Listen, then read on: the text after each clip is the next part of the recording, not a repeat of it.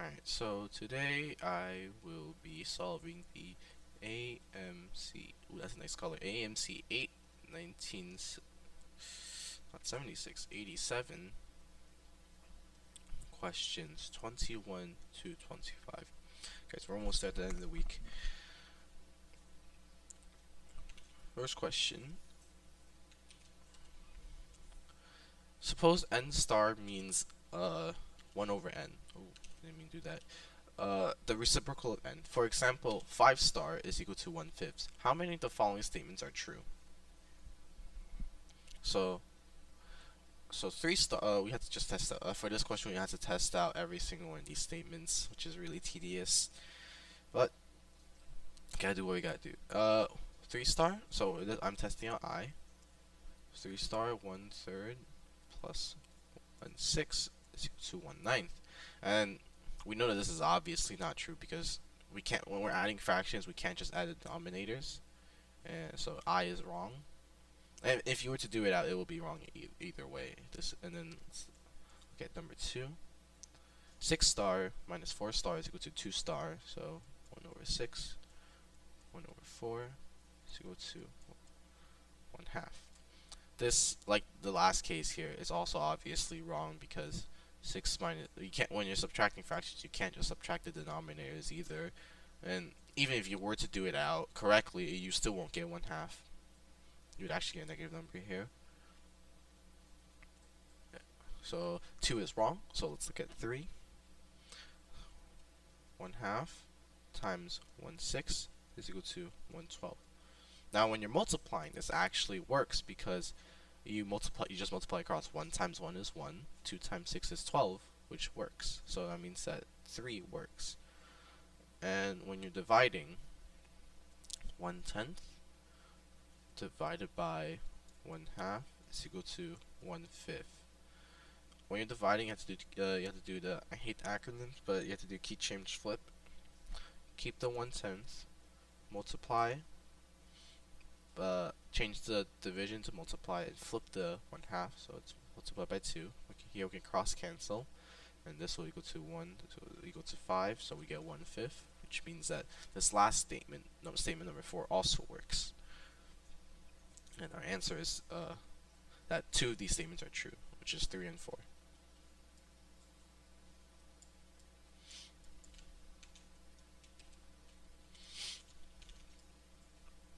Alright. ABCD is a rectangle, D is the center of the circle, B is on the circle. If AD is equal to 4 and DC is equal to 3, then the area of the shaded region is between blank and blank.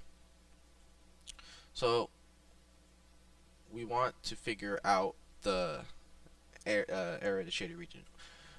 When you look at this, you initially think you can't do this, but I highlighted D and B's because we see that this is a radius. It's a terrible line, but this is a radius. So this means that we can use this radius to figure out the area of the entire circle. And to figure out this radius, we can use the Pythagorean theorem, which states that 3 squared plus 4 squared is equal to c squared. 9 plus 16 is equal to c squared. 25 is equal to c squared. C is equal to 5.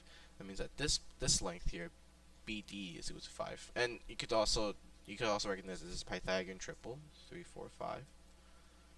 And you don't have to do so you don't have to go through this entire Pythagorean theorem process. So we know that the radius is equal to 5. And from here we can figure out the rest of the area of the circle. Area of the circle is equal to pi r squared, so pi times r squared.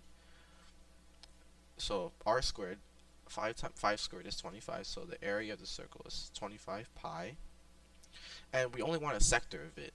And we know that the rectangle is 90 degrees, and 90 degrees of 360 is 1/4. So we only want 1/4 of 25. So we want 25 divided by 4, which is equal to 6.75? 6.25, which is equal to 6.25 pi. So this will be the area of the entire sector here. So this will be equal to the area of the entire sector. We want only the shaded region, right? So if we want the shaded region, we have to figure out the area of the non-shaded region, which is the rectangle, which is easily 3 times 4. So the area of the rectangle is 12. Now what you might think here is that we can't subtract it, but remember that pi actually has somewhat of a value, but we don't know the exact value. So we can do 6.25 multiplied by 3.14. I'm not going to do it out because it's too long. But take my word for it, this is equal to 19.625. 19.625 subtracted 12, so 7.625, which means that our answer is D, because 7.625 is between 7 and 8, and none of these.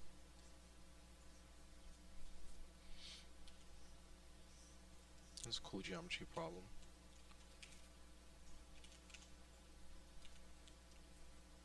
So the question, this is the graph.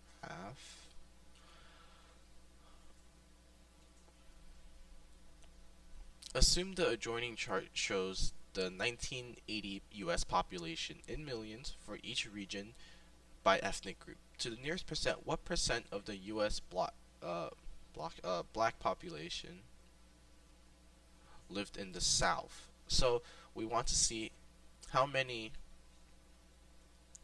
We want to see what percent of the U.S. black population. So we want to black population,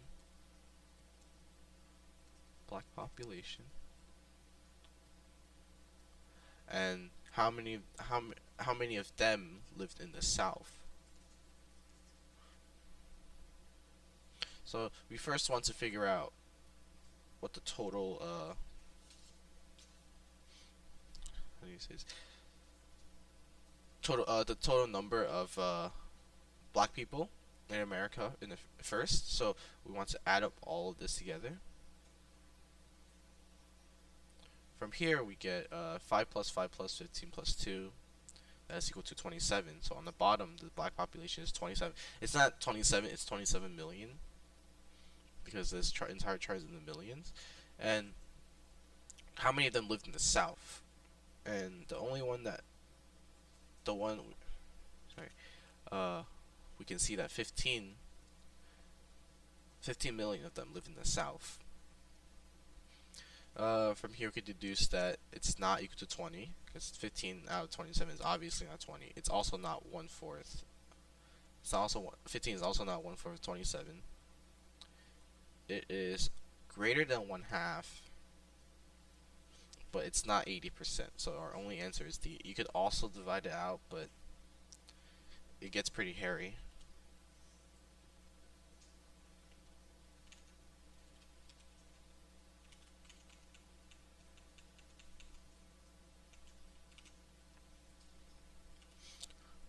A multiple choice examination consists of 20 questions. The scoring is +5 for each question, each correct answer, and -2 for each incorrect answer, and 0 for each unanswered question.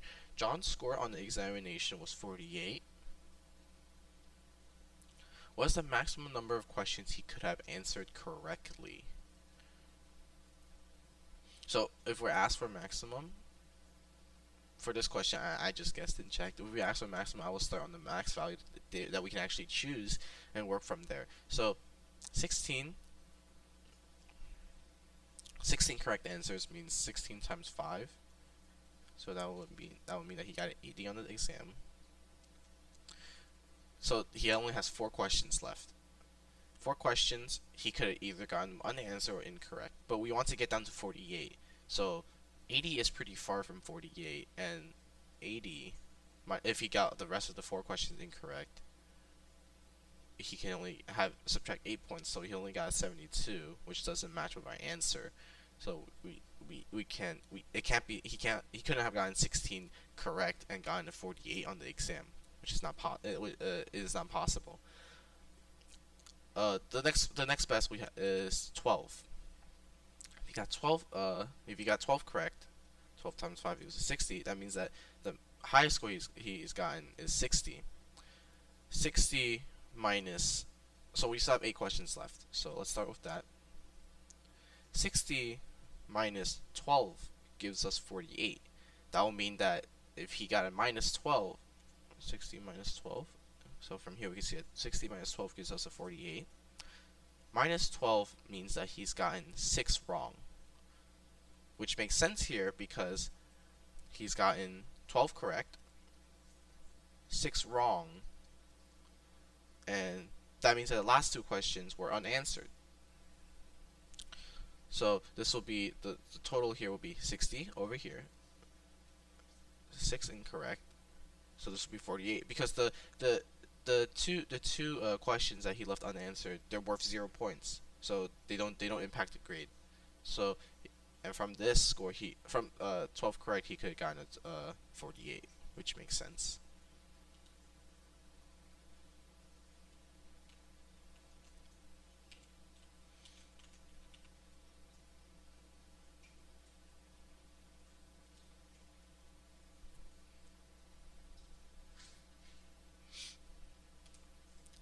Alright. 10 balls numbered 1 to 10 are in a jar. Jack reaches into the jar and randomly removes one of the balls. Then Jill reaches into the jar and randomly removes a different ball. The probability that the sum of the two numbers on the ball removed is even is. So first, let's write down all the numbers. So we have 1, 2, 3, 4, 5, 6, 7, 8. Oops. 7, 8, 9, and 10. So here we have 10 numbers. 1, 2, 3, 4, 5, 6, 7, 8, 9.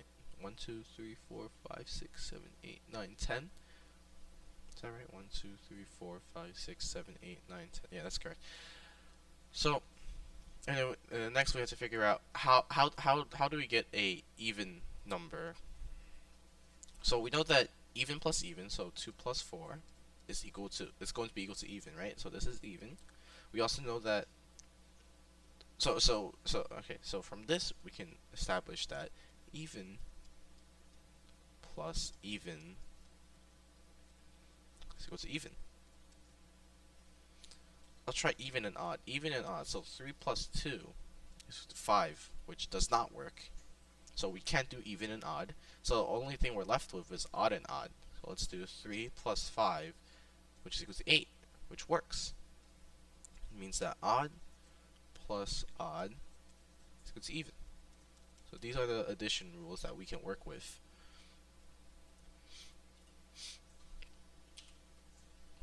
Let me zoom out here. So from here, we can figure out the rest of these. First of all, we know that there are 1, 2, do a different color. 1, 2, 3, 4, 5 evens. So let's say case number 1. So there's going to be 2 different cases here because the first ball removed could be either even or odd. So the first case here is even, right? Let's do even first. So first case here is even. Let's say remove the even. The chances of us removing an even ball here is 5 out of 10 because there's 5 even numbers out of 10 choices. So this will be equal to 1/2. Then the chance that Jill removes a second even ball is 4/9 because when Jack removed the ball, he removed it completely. So not only did he take an even number, not only is it, let me write this out. So he took one whole ball from the set, so the total number goes down to 9. And then since he took an even number, since the second number has to be even, there's also one less even number. So that means that in the bag there's now 4 even numbers left out of 9 total balls left. So if we multiply this out, we would get 2/9. So the chances of us, so case 1 has a 2/9 chance of us getting an even plus an even. Now we have to do case 2. Case 2 is if we drew an odd and an odd. So this is the same thing as even, because there's half of these numbers are also 1/2. Half of these numbers are odd as well. So meaning that the chance of us drawing an odd number is also 1/2 for Jack.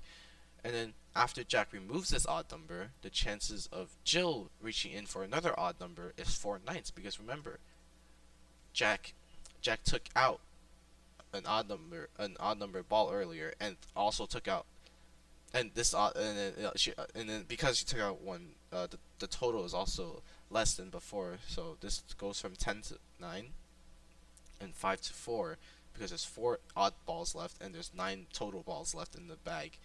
So if we multiply this out again, we also get 2/9. What we do with these two numbers is that we add them together, because these two are equal, because these two can occur. Not these two can occur, because yeah, either of these two cases could occur when they're removing balls from the jar. So that means that there's a 4/9 chance. There's a total of 4/9 chance for them to get a ball that is even. Another way, get some that is even. Another way you can think about this is that there's a 2/9 chance that the numbers that will add up to even, and there's another 2/9 chance. Okay, wait. There's a 2/9 chance that the balls, that the sum of the balls, there's a 2/9 chance that the sum of the ball is even using even numbers only, and there's another chance.